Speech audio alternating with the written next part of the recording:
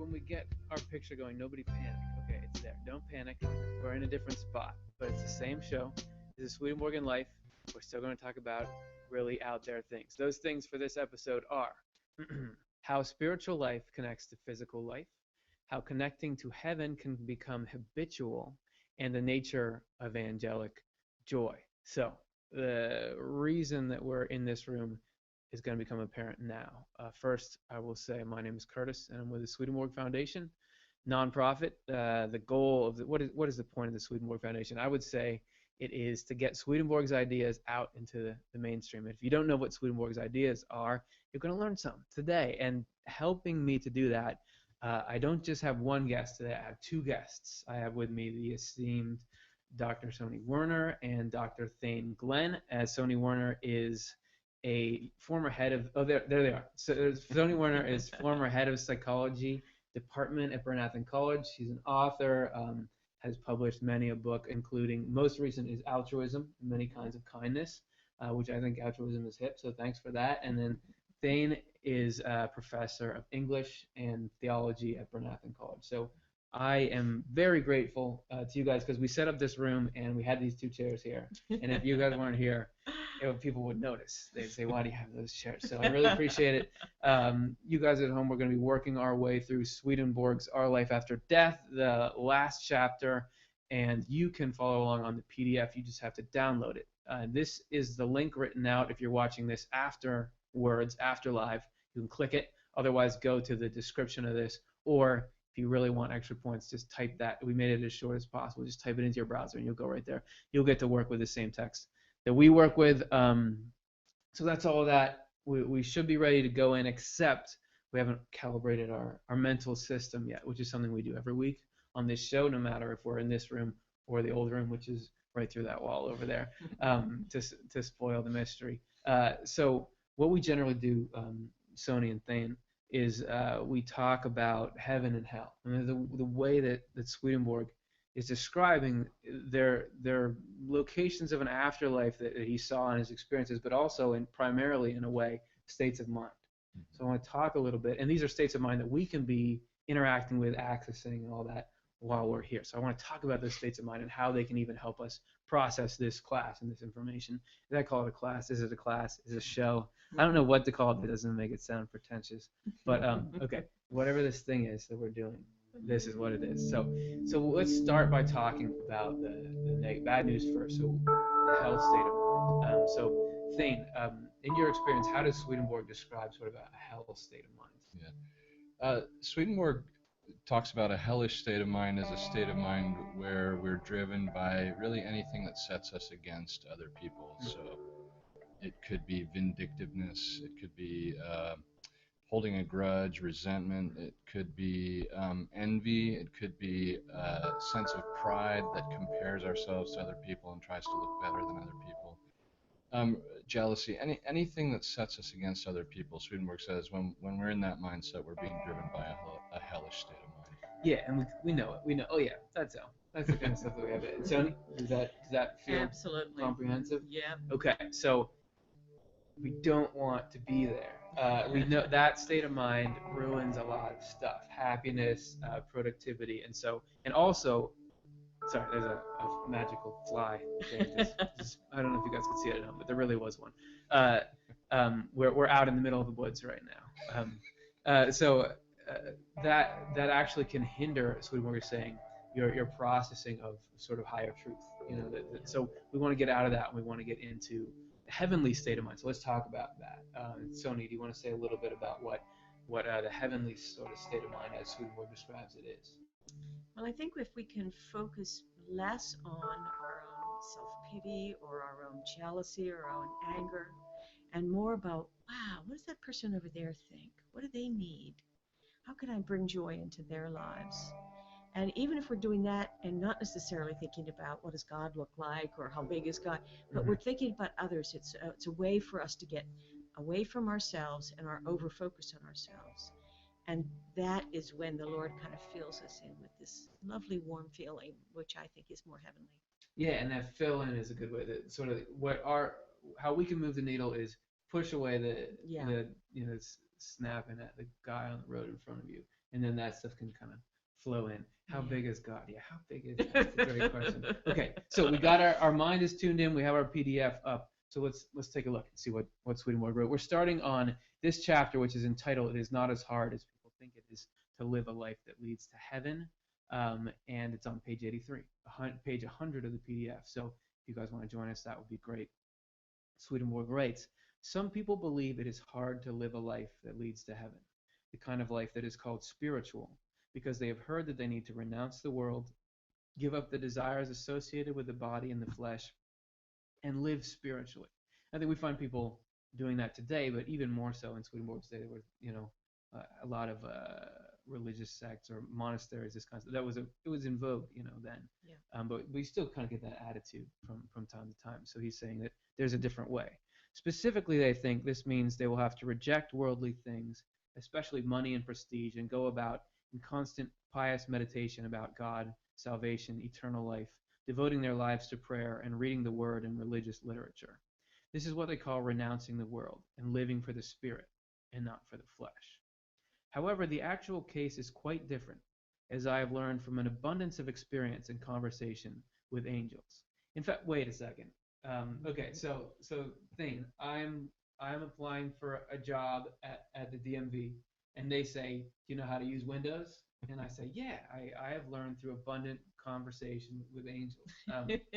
So I think if we have people watching us, we got to explain what we're reading here and what this is. So what is Swedenborg talking about, this conversation with angels, in a nutshell? Yeah, it's a good question. I teach students, and when they first encounter some of Swedenborg's theology, they wonder, was he on drugs? Well, what is he talking about, talking with angels?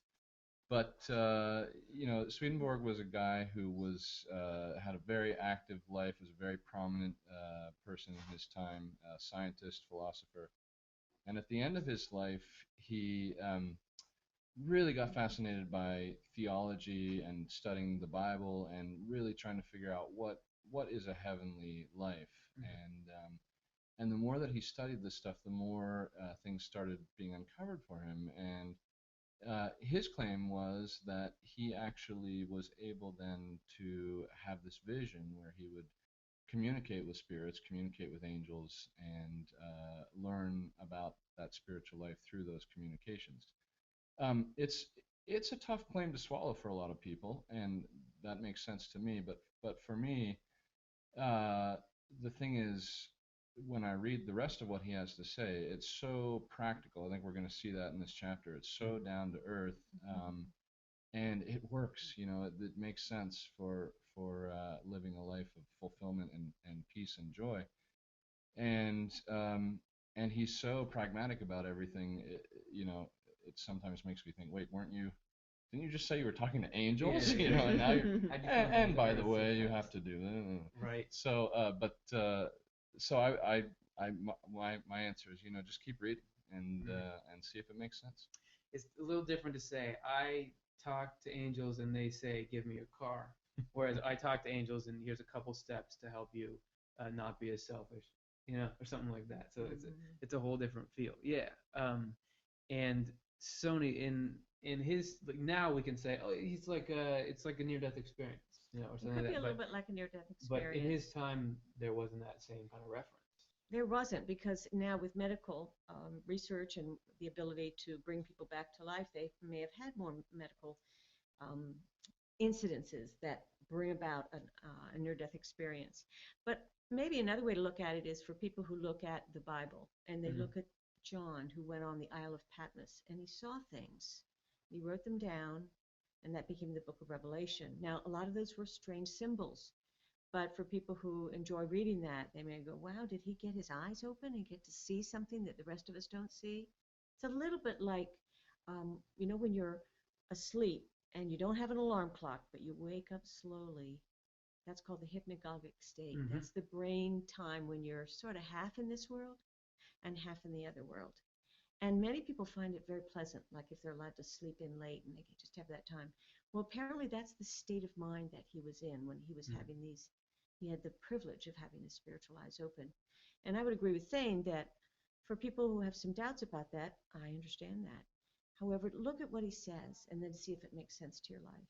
Yeah, and when I'm falling to sleep, you guys get this where you think you're like stepping off of a Yeah. little cliff, and you You kick jump. your leg. Yeah. That's not related, but it made me think of that. You're half awake and half not. Swedenborg Yeah. kind of had this progression where initially he was experiencing through dreams, and then these sort of like half awake states, and then he got to where it was like as normal as I'm talking to you guys, And so it's, if you guys get more time, you're already going to watch this for an hour, but if you get more time, check out Swedenborg's Journal of Dreams, his spiritual diaries, give this fascinating sort of account.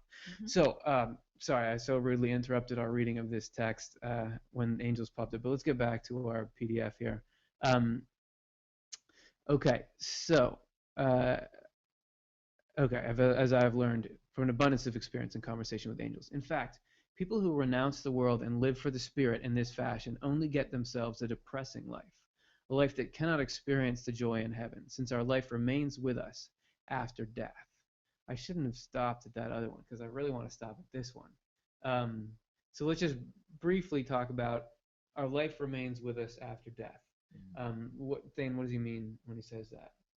Well, one of his leading ideas is that we live forever, that we live after death, and that the life that becomes our life after death is not a life that's determined by the judgment of some arbitrary God, but is the life that we've come to love. So the things that matter most to us form our life after death, form what we get to love for eternity, whether that's heavenly stuff or hellish stuff. Yeah, that's sort of, why. So today I had to brush my teeth, I had to get up, I had to walk my dog, and he was like extra jumpy today, like he jumps up on it. So why do we go through this? Why do we go through life? I mean, but in Swedenborg's worldview, this is all contributing to who you are, and that who you are doesn't just wash out; it stays. So there's a sort of a reason, that we go through all of this. All right, so let's keep motoring on. No, if we are going to gain a life of heaven, okay. So if anybody ever wanted to gain a life of heaven, or life in heaven, here we are.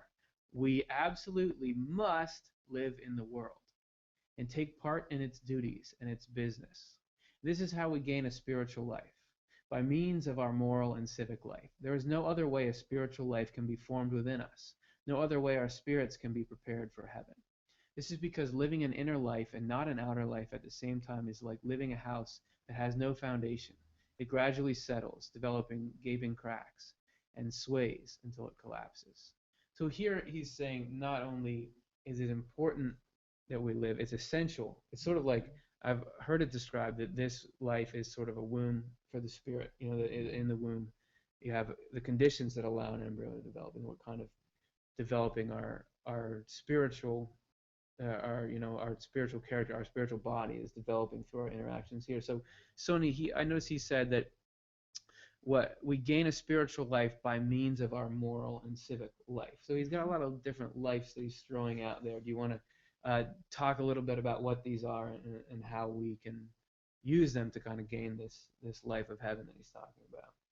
Well, we have a very external life and an internal life that's kind of private in this world. And externally, we can see whether or not people are obeying the rules, like do you drive your car too fast? Do you hit people? Do you steal stuff? So those external things, the whole political world and civil world has to keep track of.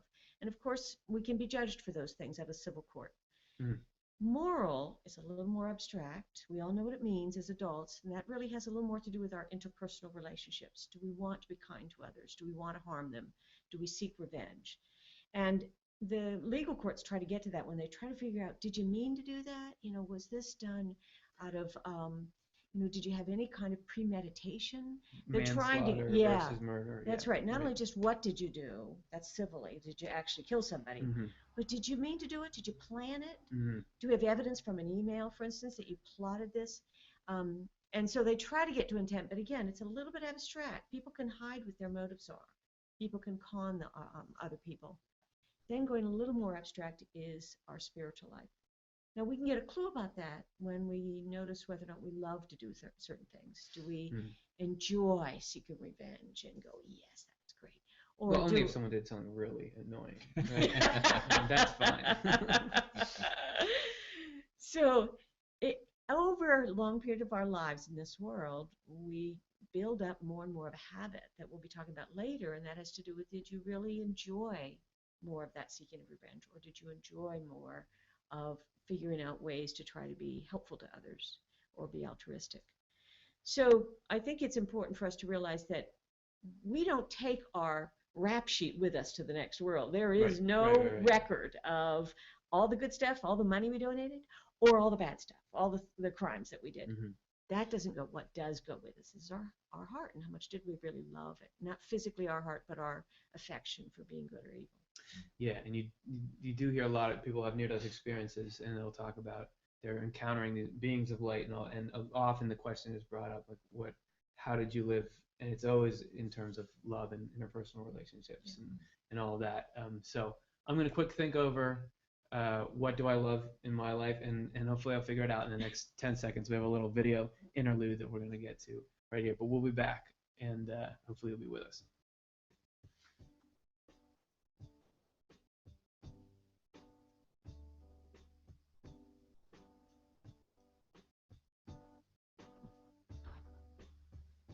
Okay, I figured out I love all good things.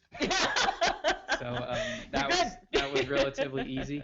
If you're just joining us, this is a real show. This is Swedenborgian life. Whoa, we just had a miracle. That light turned on and off by itself.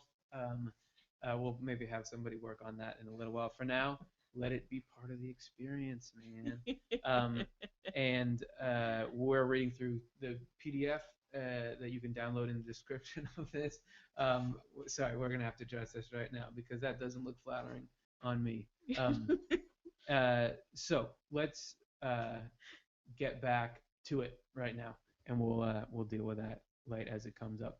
Okay, so we are on page 84 if you're just joining us. If we look at human life and examine it with the insights granted us by our power of reasoning, it turns out to be threefold. It is made up of spiritual life, moral life, and civic life. And this is what we were just talking about, Soni. These lives can seem to be different. Some people live a civic life but not a moral or a spiritual one. Some live a moral life but not a spiritual one. Some live a civic and a moral life and a spiritual life as well. These last are the people who are leading the life of heaven, while the others are leading the world's life, which is disconnected from the life of heaven. And so if we go back to what Soni was saying about what those lives mean, which would basically mean you're doing the right thing, you mean to do the right thing, and you're doing it because you love what is good. And that's kind of what it comes down to, right? So he's got a couple more. Can I just interject? But I'm gonna. Okay. I remember. I told them beforehand that I'm allowed to do that. Please interrupt me because I'm sure that a lot of you at home are like, please stop talking, Chris, let them talk. They're your guests. So you did a good thing for humanity. I'm jumping in here. Yep.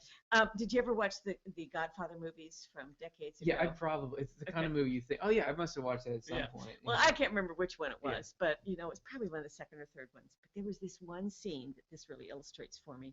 I think the scene was inside of a church. The guy who's becoming the godfather was having a baptism. So he was looking very holy and very spiritual, and his family was all around, and the priest was there, and it was looking very spiritual. But meantime, he had just put out an order to kill his own brother and to kill other people. And he saw no disconnect. He gives a lot of money to the church, and he goes through the rituals. And then as soon as the service is over, he's back to being a criminal again. Yeah. And he's not even completely living a civil life. But that doesn't do it. It's not enough to just show up for the religious services. It's not enough to just give money to a church. You actually have to have some integrity or integration between what you do, how you feel about it, how pure your thoughts are, and it's not impossible to do. But to have that disconnect, that disintegration, is not a good role model. So and if we're talking about that Godfather scene, which I don't think I've seen, but it's probably in there somewhere. Thane, it sounds a little bit like. Are we right? Okay. Yeah. It sounds like the end of the first movie. End of the first movie. I knew that. Sounds a little bit like what is it, sola fide or faith alone, right? Which Thane, that is one of Swedenborg's, like, that's his. If he is Swedenborg with Spider-Man, that's whatever Spider-Man's primary villain is. Let's see, it was the Green Goblin. Anyway, it's his one. He spends a lot of energy talking about faith alone and sort of the damage of it. So what is that sort of in a nutshell. Yeah, well, he has a lot of criticism for faith alone, and he spends a lot of his theology attacking it and saying this is an idea that is going to lead people to hell, actually. You can read what he has to say, and it can sometimes sound like he's just sort of bitter and attacking this key doctrine. But really, what he has to say is all about what we're looking at here, which is that if you just think it's about knowing and believing the right things, and then you're done, it's inevitably going to get disconnected from what you do in your day-to-day life, and so if you start paying attention not to, do I know and believe all the right things, but with what I know and believe, am I trying to put that into the way I treat other people, the way I walk my dog in the morning? That's what's going to build that habit in us that becomes a life where we learn to love what is heavenly. It's not enough just to know what is heavenly. Yeah, and that can be a dangerous drug. So if your barrier to entry is just you have to believe a certain thing or you know it, then you get you see it in the world. You get all kinds of heinous behaviors that kind of get that are under that umbrella. I don't need to look at those because I'm in this club, and then it really doesn't leave people any room to oh, this fly is back. I said in the beginning, I was like, this fly won't bother us, don't worry about it. But he's like, really bothers us. So you don't have really room to get religion. I realized that I was living wrong, and now because you already think you're there. And I think that can be particularly, and it has this cascading effect of people see religious people who aren't acting kindly, and they think, oh, that's what religion is. Well, I don't want anything. So it kind of really messes up the ability of positive spirituality to flourish. So that's probably why he put so much ink down about it. Yeah, I can say one more thing. This is actually going to come up a little bit later in the reading too, but I think one of the problems with that mindset about religion or faith is it's just so easy then to make faith all about yourself. It's all about do I know the right things? Right. Am I saved? Am I getting to the right place? And I think part of what Swedenborg's getting at here is that to really live a spiritual life, we have to immerse ourselves in a useful life in the world around us, to the point that we even start to forget about ourselves a little bit, where our own spiritual status is not that big a concern to us. Right. Yeah, that if you're worried about it, you're oh, am I going to get to heaven? People who want to get to heaven don't get to heaven. Not that strict, but you know what I'm talking about. Okay, so let's go back and read more. Great thoughts, you guys. Already glad that I brought you on the program. Everybody said don't do it, but I said this is going to be great. Just you wait. Okay, so I believe we're on this paragraph here that says the primary thing that emerges from this discussion is that a spiritual life is not without connection to physical life in the world, but is joined to it in the way a soul is joined to its body. If a spiritual life were without that connection, it would be like the house without a foundation that was just described. In fact, our moral and civic living is the driving force behind our spiritual life, because willing to do good is the essence of spiritual life, and doing good actions is the essence of moral and civic life. If willing is disconnected from action, spiritual life becomes mere thinking, mere talking, and the power of the will falls away because it has nothing to rest on. Our will is our actual spiritual being. So I said that last sentence like it had some weight to it, but some people might be saying, what is what? So if you at home ever venture into Swedenborg, even beyond what we're doing here, you will come across a lot of this will, the term will.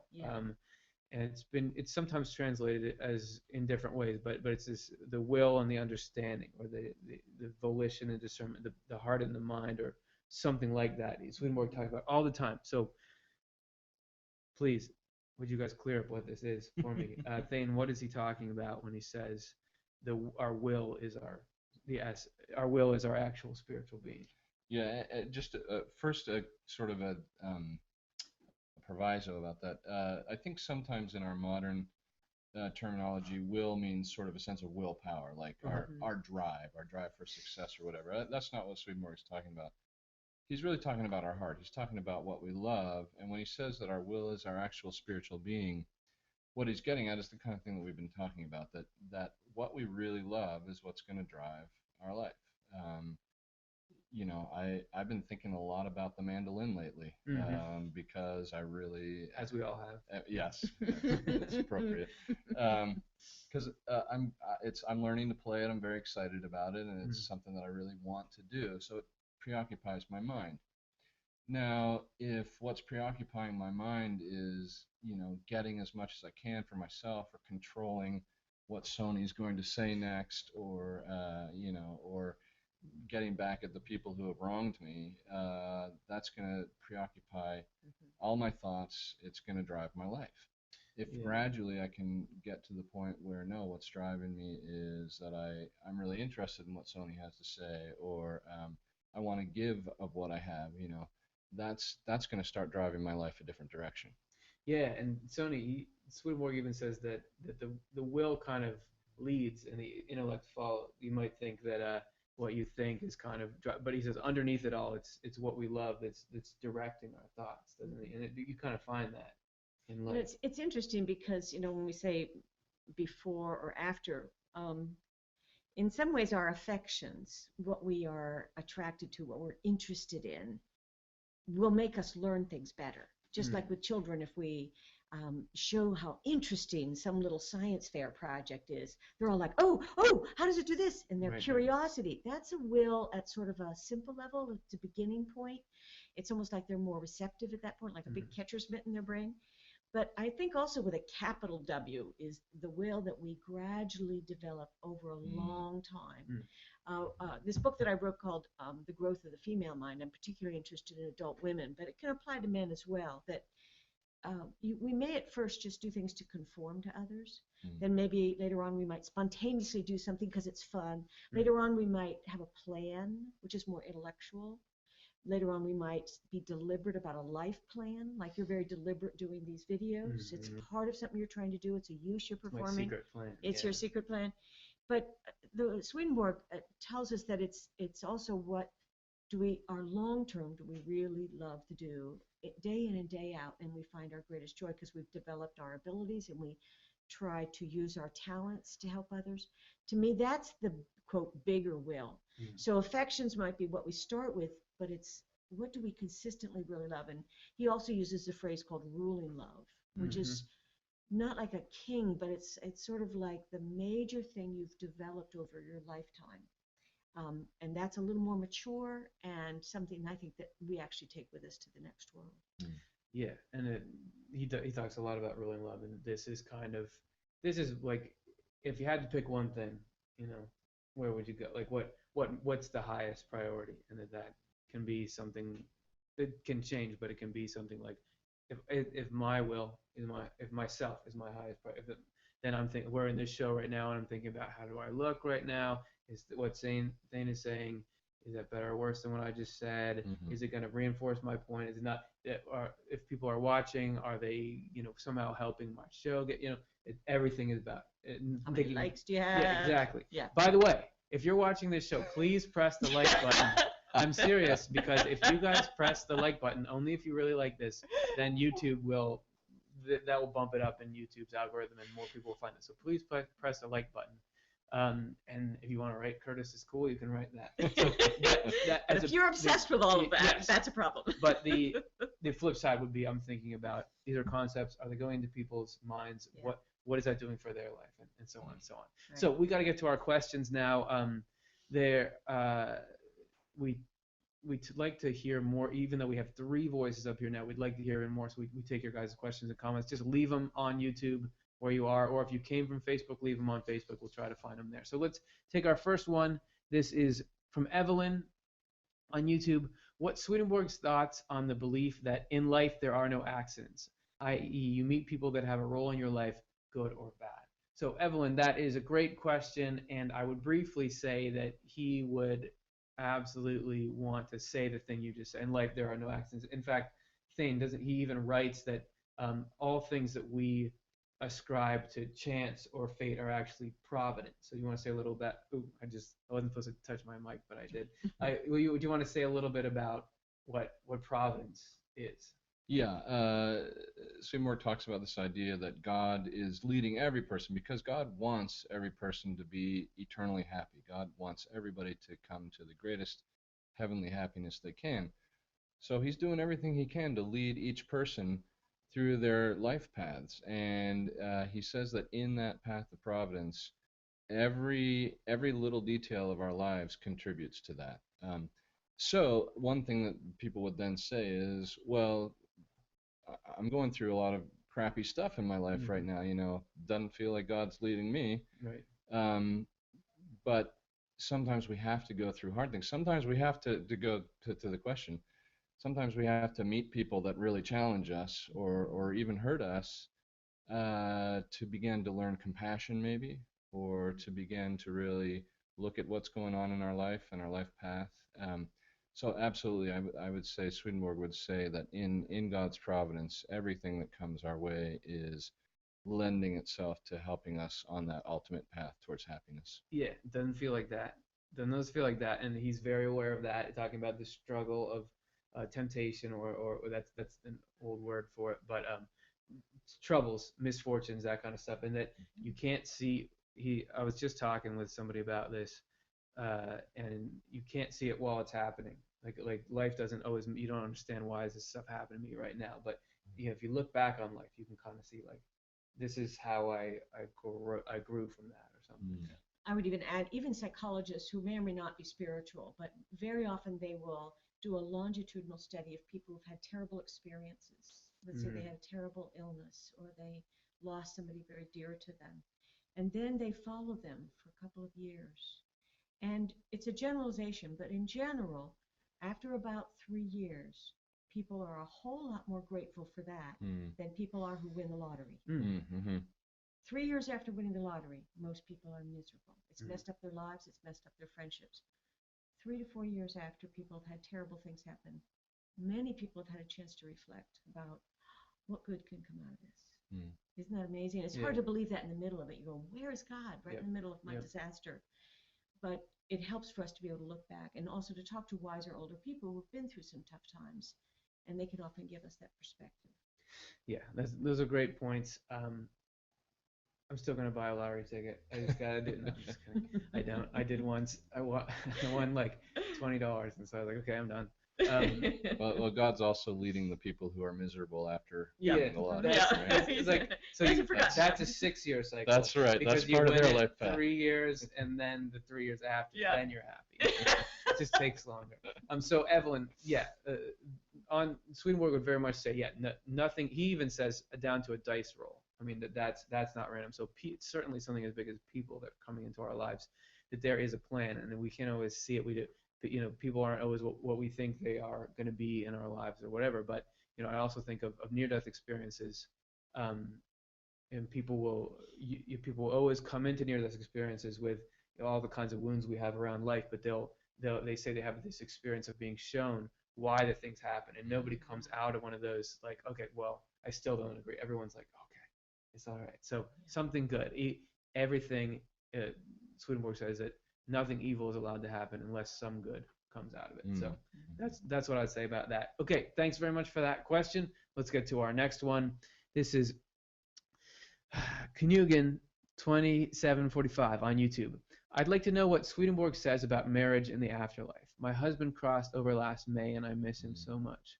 We were married for 36 years, and it got to be that we were so close that we knew what each other were thinking. Sometimes I feel he is still talking to me in my head. The funny thing is, only on the right side and not the left. So, well, first of all, thank you for sharing that. That's one of the biggest losses you can get, and losses are personal, but also shared in a way, because as soon as somebody starts talking about their loss, other people have things that they chime in with. So I appreciate you sharing that.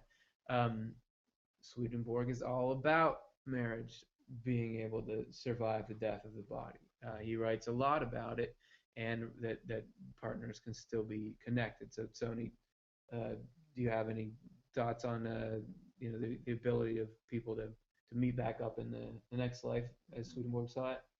First of all, I just really want to empathize with the person who wrote that. Yeah. I've been married 36 years, Oh, there you and go. my husband's still on this planet. And so I can just think, boy, that's over half my life that I have really built all those relationships and experiences raising kids together. So I can just really empathize that could be real hard to lose, and you wonder, why did God let that happen? However, I think of this world is sort of like a dress rehearsal for the next year and next life in many ways, in that we get to practice what is it like to try to be a good spouse, a good husband, or a good wife. And so we try to have to pay attention to what's the other one thinking, and what do they need, and how do we respond in a healthy way, that kind of thing. So that doesn't just turn off when the other one is not here. And so I think that's all good practice for when we get to the next world. And Swedenborg does tell us that we do get a chance to meet people that we knew here. Now, we will also be far more honest and far more sincere about what we love when we get to the next world. And gradually it'll become clear whether or not that person is going to be our spiritual partner. And we don't always know while we're here. We can just assume that we're, at the very least, trying to learn how to be a good partner. Yep. Very good. I give that an A+. Because you guys are, professors, so I thought I'd throw a little professor jargon at you. Yeah. There. Thane, do you have anything to add on there? Just thinking about the person was asking about communication with the spouse in the other world, and my experience is that's a very common phenomenon. Just throw out a thought. My mom is an author, and one of the books she wrote is called Dove at the Window, and it's a collection of people's experiences of being connected to their spouse after their spouse has passed into the spiritual world, and very powerful stuff. I love the detail of only on the right side, not on the left. Wasn't that interesting? I don't know what that means, but I think that's fascinating. Well, I mean, we're trying to set up this show, and we're like, oh, are the mics working? Well, only this mic is working. You'd think, like, if the spiritual world is tangible and real and as complex as this one, you could have that. Like, oh, I can only hear it on this side. So that's a good point. And I was amazed by how common spiritual experiences are and the amazing breadth of them. If you guys hear anything in the background, you're not really hearing anything in the background. That's coming from your house.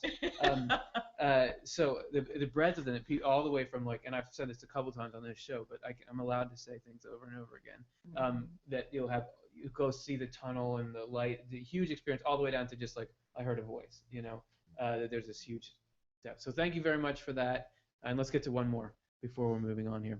So then, did any of us really have free will, or are we just objects of divine circumstance shaping us to heaven or hell? Rafe, GB. And I love that, because I love it when people are, so obviously looking at what's being said and like, so is this fair? Is this right?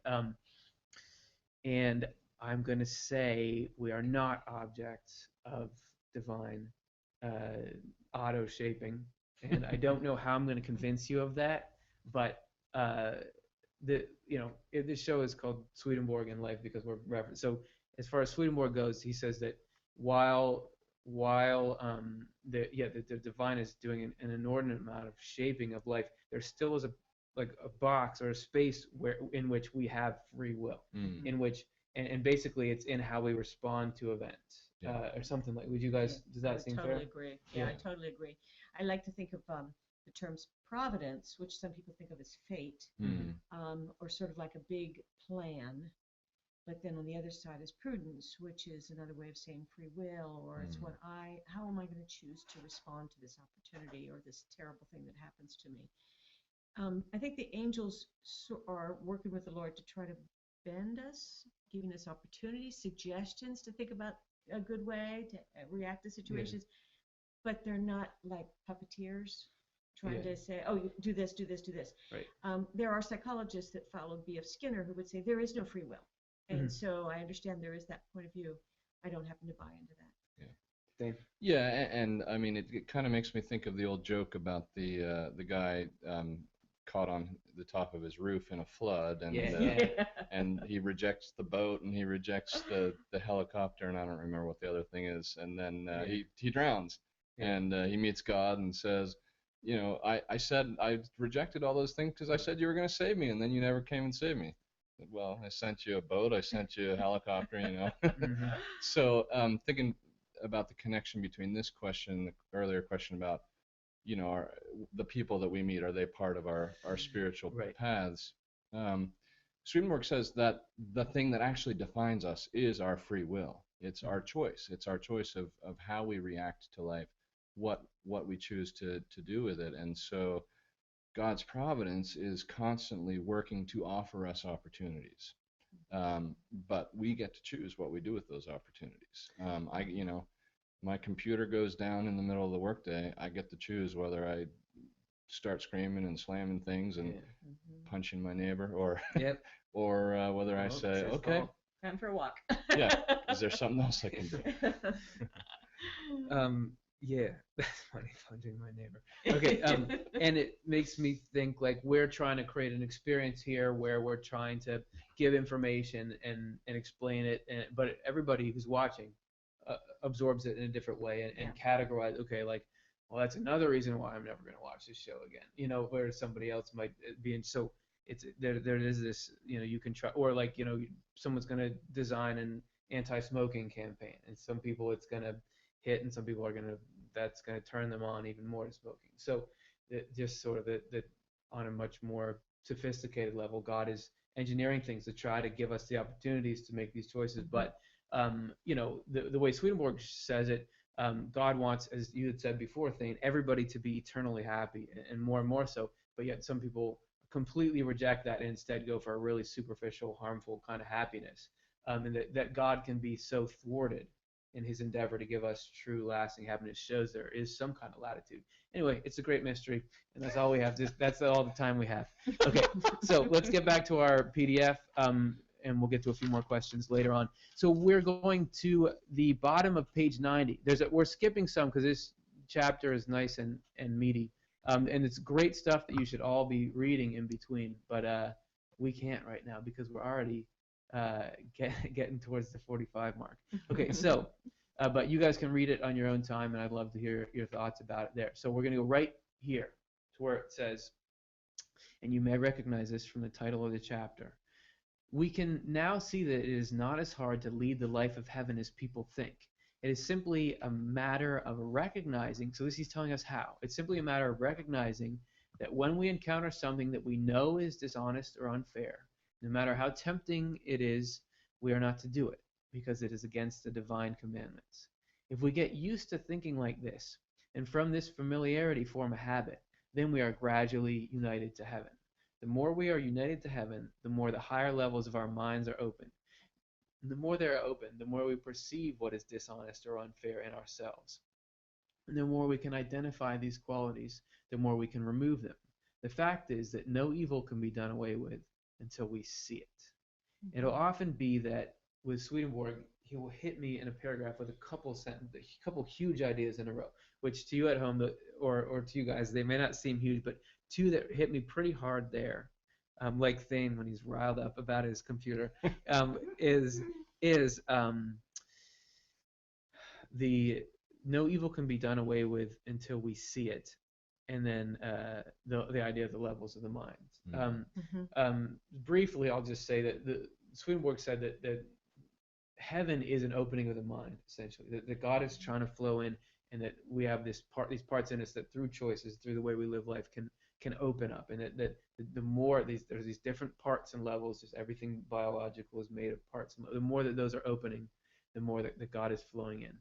But then this no evil can be done away with until we see it. This fits into our we're having a problem of evil-esque discussion here, theodicy, right? And he's saying no evil can be done away with until we see it. And that often he will say that that's part of the reason why bad things happen, because unless we got to, like, you see that something terrible happens in the news, but then everyone's talking about this thing, and everybody starts to recognize these tendencies in themselves. And actually, that like that. I don't know if it's a cliche a wound has to be cleaned out if it's infected. So that kind of factors in there, don't you think, to what we were talking about before? Yeah. Can I say something about that? Yeah, man. Yeah. So to me, this is like the whole key, is that if I'm living that kind of renouncing the world, I love that he calls it a depressing life that he was talking about. A spiritual life completely removed from the life of the world around us. It's so easy for me to get wrapped up in myself and my own thoughts, and I can actually kind of become blind to reality. It's in my day-to-day life. It's in my relationships with my colleagues. It's in negotiating something with my neighbor. It's in all that minutia of day-to-day life that I get to actually see what my habits are, what my patterns are. Do I get unreasonably angry when people stop me from doing what I want to do? Do I get into resentment in my head all day long about something that somebody said to me? If I'm not living my life as part of the world, I'm not going to see that stuff in myself. Right. Yeah, and that in marriage or in close relationships, family relationships, co-worker, you get close enough that you start to get triggered. You didn't know it was there, but that it's not because the people you're around are especially annoying. It's because now you actually have to. You're actually using muscles you didn't know that you had. So we're going to take a quick video break, and I will think about what bad things do I have that I don't know about yet. So I'll have the answer when we get back.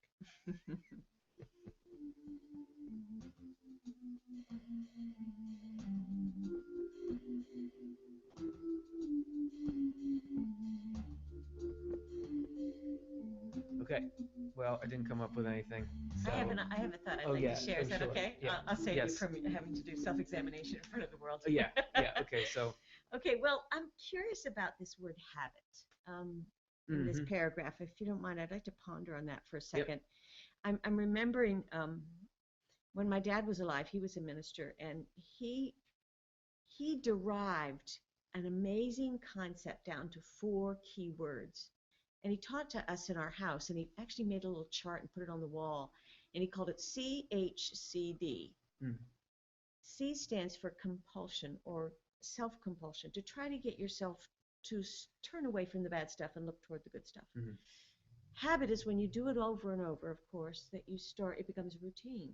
So that when you are, just the way you greet people, the way you try not to be angry, etc. The next word is confidence, that you realize, this is something that is going to be a better life. And delight is the last word. And that's the Lord flowing into us to realize we can really learn to love to be good. But almost any habit that we're trying to create, any good habit, any bad habits we're trying to get rid of, if we first do compelling and then we create habits, and then we get some confidence, this is worth it, then we get true delight. Too often people just want to go for the quick thing, like go for instant joy, like an addiction. But this is true, long-lasting delight. So when I see that, I'm thinking about the way he talks about the higher levels of our minds are open, and that's the delight that gets to open up and come into us. Yeah, like exercise. Yeah. Exercise is like you got to put in work all the time. Yeah. That's it. I already ran last week. Didn't I do this? Didn't I eat vegetables yesterday? All right, let's get back to our PDF here. It is our freedom that allows us to first enter into this state of being in heaven, since everyone is free to think in this way. However, once the process is started, the Lord works his wonders within us and causes us not only to see evils, but also to not want them, and eventually turn away from them. This is the meaning of the Lord's words, "My yoke is easy and my burden light." It is important to realize, though, that the difficulty of thinking like this and also of resisting evils increases the more we deliberately do evil things. So this is the flip side of what we were just talking about. In fact, the more we become used to doing them and ultimately no longer see them, then we come to love them and to excuse them to gratify our love and to rationalize them with all kinds of self-deceptions and say we are allowed to do them and that they are good. This happens with people who in early adulthood plunge into all kinds of evil without restraint and at the same time reject everything divine with all their hearts. Which is interesting. I think he's poking at himself a little bit there, because Swedenborg went through this whole process of learning to recognize that he wasn't always the best dude ever, and so I think that kind of, you've been there, so you know what he's talking about. Okay, we have more questions. We are gonna get to here, and if you guys want to leave your questions, even if you're watching this after it's live, just go to the comment section, leave it there. We'll try to get it in the next show. Or if you're on Facebook, you just came here, just leave it on Facebook. We'll find it there. So there's a lot of ways we want to hear what you have to say. So let's get to our first one here. This is Denny. Is there a way that God shows his approval about our good behavior? That's a good question. I would say, Swedenborg often talks about that good influences are more subtle than bad influence. That the mind, negative thoughts are really loud and clear. And Swedenborg said, we're talking about heaven and hell influencing the mind. That negative spiritual forces are loud and pushy. Angels, he actually good forces, and if God is touching us through angels, he actually talks about them operating subtly into our goals, almost so that we don't realize. So I'm gonna make a statement initially, and you guys can shoot this down. But I don't think we necessarily get an internal sense of, other than sometimes you get the warm fuzzies, but you can be doing the right thing and not feel great. So I don't want to say like you can God will give you, okay, you're doing a good job, you're doing a bad job, because we can be still feeling bad, even if, like exercising, it's pretty miserable. So those are my initial scattered thoughts. And Thane, would you clean those up? Well, I think it's a really interesting question. I mean, I do think that there's a long-term sense of being on the right track, and I think it's what Soni was just talking about, that as we form these good habits, they gradually become delightful to us. They gradually become something that we love, and we have that inner sense of peace about it. Yeah, this is right. I think bad habits carry an innate discontent with them. Even when they feel good, it's like we're not getting enough, or we want more or something. And just one other thought is I might reframe the wording a little bit, because in Swedenborg's theology, I don't think God is really interested in approving or disapproving of us. I think he just loves us and just wants us to be happy. And so I think he's really interested in helping us to find that joy. I think it's not like Santa Claus with the naughty and nice list. That's sort of an oversimplification of yay, no. It's much more, it's like this continuous thing like sunshine. This love from the Lord is constantly there. We just might shut the windows and just not let it in. And so it's not so much we're trying to just please God, it's just that we will feel much happier if we focus more of our life on how to use our skills to serve others. Yeah, I could think maybe God having more excitement, like, oh, he's yay into this good thing. We can work with that, Okay, all right. Let's. So great question. Obviously, there's a lot more that could be said, but let's get to our next one here. This is from Evelyn. I learned about Swedenborg from a book, One Simple Idea, by Mitch Horowitz, where he was repeatedly mentioned. It is related to positive thinking, the law of attraction. What is Swedenborg's view on the idea that whatever you desire, want, pray for, you will achieve? And I think the Swedenborg Foundation did a book that was called The History of New Thought. And New Thought is like about this positive thinking. I would say that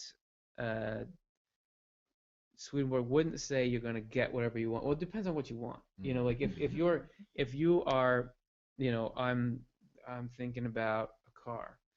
Probably no. I mean, that's not going to have an impact on that, because providence, as we were talking about, is what's determining what cars you get, and that's already done with wisdom. But I would think maybe there's something different for internal qualities.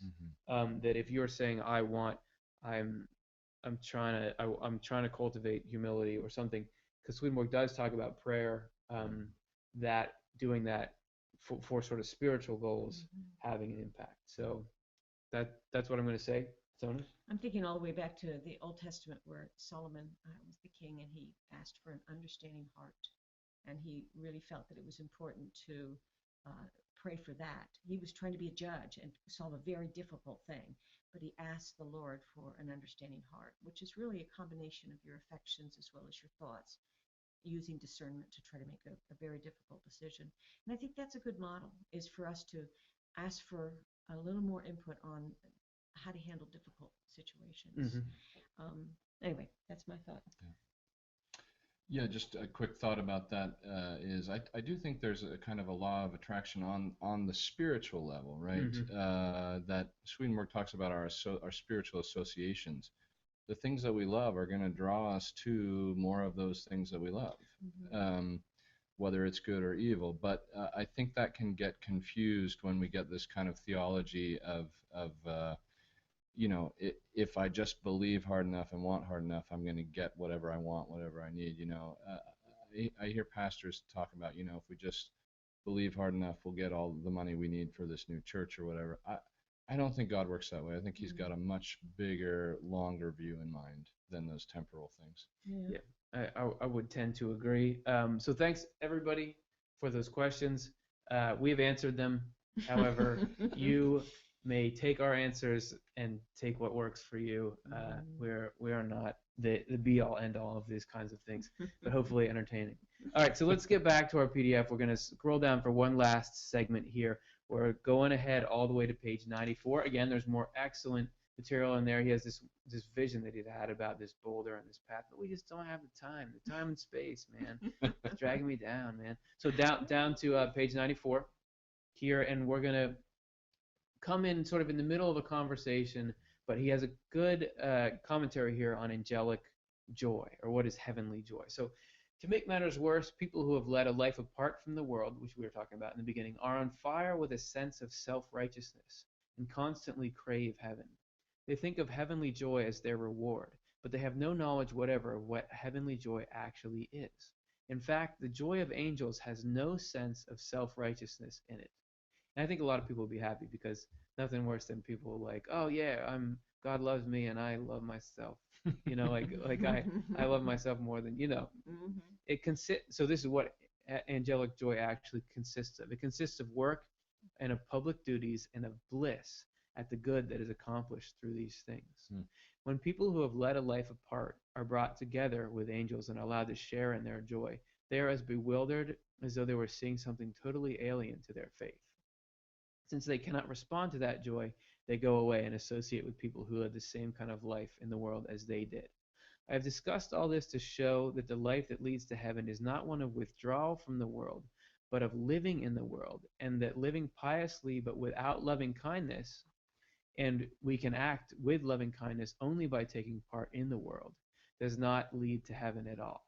No, the life that leads to heaven is a life of loving kindness. It is a life of behaving honestly and fairly in every duty, every business transaction, every task, acting from our deeper self and therefore from a heavenly source. This source is operating in the way we live our lives whenever we act honestly and fairly, specifically because doing so is in accordance with divine laws.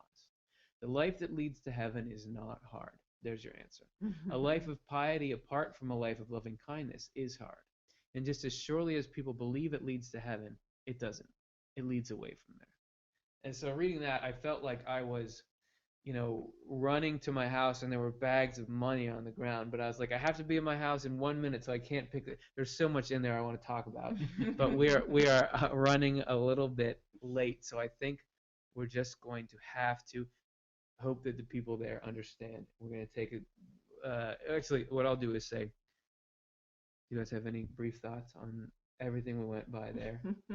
I know that I just made it sound like we shouldn't talk about it, but if there's anything that was burning to get out, or should we just, okay, you at home, you know better than we do what that all means. We're going to take a couple more questions here at the end. So we have, first of all, this is from Facebook.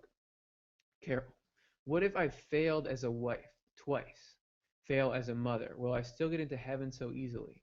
Or do I have to stay here till I get something right in my life?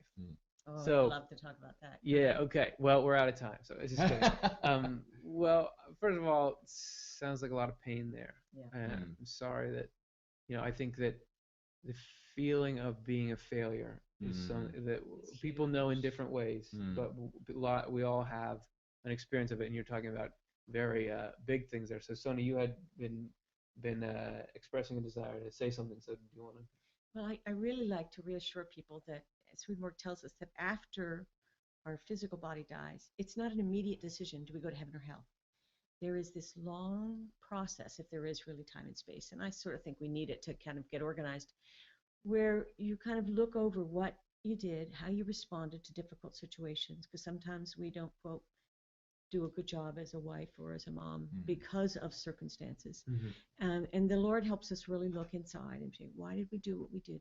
And then we get to confirm whether or not, yeah, that was the right thing to do, to hit my children or to be cruel to my husband. Or that feeling of a little bit of remorse on how do they really envision a healthy family in the future. If they love an idea of a healthy family, even if they had some disappointments here, that becomes clear in the first initial stage before it becomes clear where we'd be happier to eternity. That's called the world of spirits, and I think it's really important that we're going to get our time. It's not going to be instant judgment the day we die. You don't have to have all your affairs in order. You do not have to have it all perfect. Right. Thane, did you have thoughts on that? Yeah, I agree. I think that there is a lot of pain in feeling like a failure, and I would just say that some of the kindest people I know feel like they've failed at being a spouse, feel like they've failed at being a parent. I think especially at being a parent, it's so tough. And that feeling can get us down, but it is also an opportunity to say, okay, well, it's not a one and done. Is there something I could do better? What was it about that conversation that I let the negative part of me come out, or what was it about the way that I treated my child or something? And try again. God is all about, okay, good, try again, keep trying. And nothing is ever finished. Those relationships are going to keep going. It's never too late. Yeah, and there was sort of a part at the end where, am I here until I get something right? But that isn't really the picture Swedenborg paints of God is like, okay, your score is 0 right now. You have to have a 5 before I'll even take you off this planet. That life is providence, and we're all here right now. We try to be the best that we can. We're all dealing with stuff. So, Carol, thanks very much for that. We have one more we're going to get to right now. This is from Susan on YouTube. You have to find the good in everyone.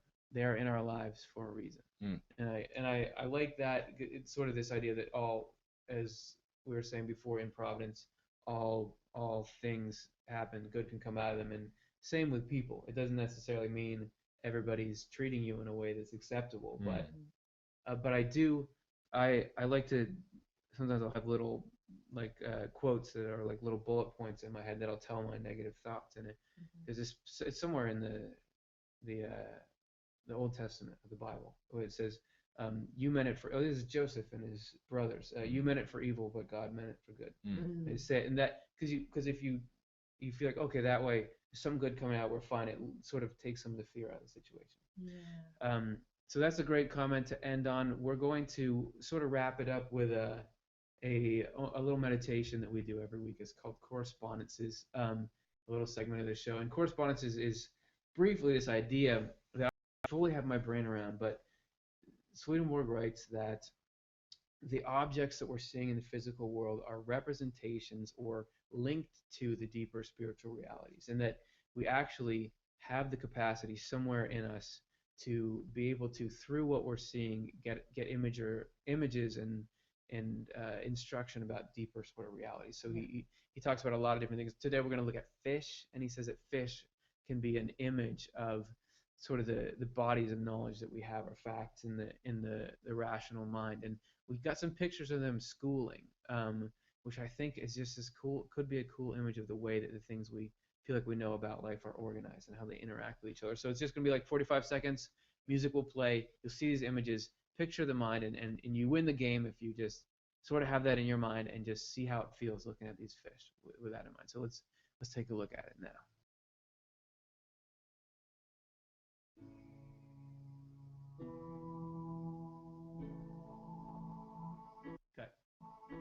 Cut. Sorry.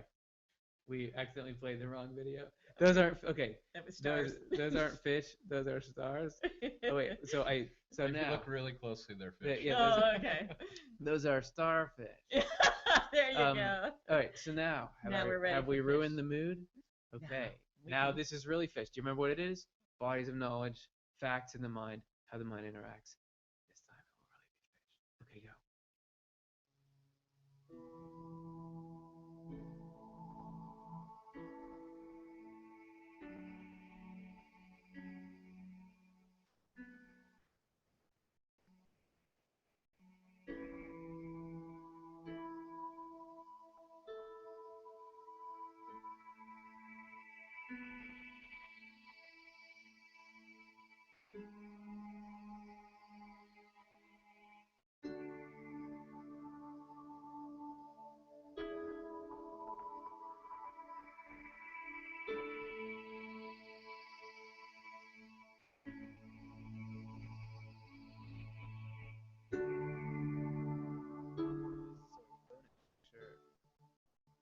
the end because there was birds and fish, which birds also have meaning. We've done that before, so there's like my mind just got blown from that. I can't even just. So there's more meaning in there. So that's gonna wrap it up on a good note. I want to say that if you tolerated this show, you may want to help others tolerate it. The Swedenborg Foundation is a nonprofit that you can donate to. If you just open up the description of this video, there's a little link. Even a little teeny 5-cent donation can go far. So please consider it. Thanks very much for watching. And Thane and Soni, thank you so much for hanging out. I would shake your hands, but we'd like bump the mics and stuff. Very nice having you on here. Really appreciate your insights, and we hope to have you both back. And we hope to have all of you back in the audience. We're going to be back next Monday. We'll be talking about great things. Thanks for hanging out.